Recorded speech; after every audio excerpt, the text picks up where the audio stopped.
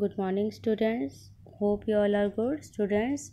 As you know, periodic assessment is just round the corner, so you have to prepare for the things whatever is given for the syllabus. You have to prepare that. So there is Miss Polly poem in the syllabus. So this is the page of Miss Polly, uh, and out of this page you should be aware of the things and depth meaning of this poem. Okay, so you have to read it and understand. Like if I ask few of the questions, I show you the questions now. These are the question answers of Miss Polly. What is the name of the poem? The name of the poem is Miss Polly. Who had a bag and a hat? The doctor had a bag and a hat. What is the name of the doll? The name of the doll is Dolly. Okay, the same way you also have to prepare yourself. Any of the question can come in the question paper from the poem. Okay, so let's move ahead. We have a chapter that is about to come in the paper. I am a big boy. Okay, we have already read it, and you know what is the story of the um, chapter.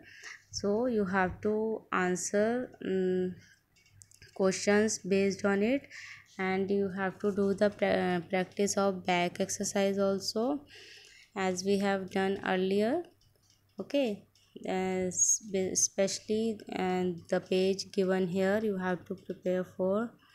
And now let's move to the question answers of this chapter. Now see, these are the question answers. Who came to take care of Sunny office at his home? Sunny's grandparents came to take care of him. Where were his parents going? His parents were going for an outing. Okay, so the same way you have to prepare for other questions also. And here we have word meanings and make sentences also.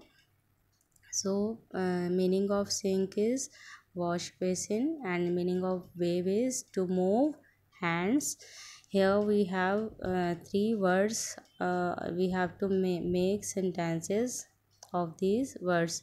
So you can make any of the sentence. Like here is written, this is a big ball, but you can make your own sentence also. I have a ball, a big ball. Okay, and my big ball is red. Okay, this way you can make on your own sentences. Let's move to the grammar portion now. Now in grammar, we have vowels and consonants. Okay, use of a and the. So you should be aware of the rules also. Like in grammar there are five vowels, that a e I o u, and according to the sounds what we have to put uh, a n or the in which word. Like here you can see downside examples are written. So with vowel sound we put an, like an orange, an umbrella, an apple. And with consonant sounds we put a book, a pen. Okay, the same way. And for the special things and the some specific things also we use the, like the Taj Mahal, the Bible, the Indian Express. Okay, now let's move to next part, that is next grammar portion, that is singular plural. Singular plural, there are so many rules of singular plural.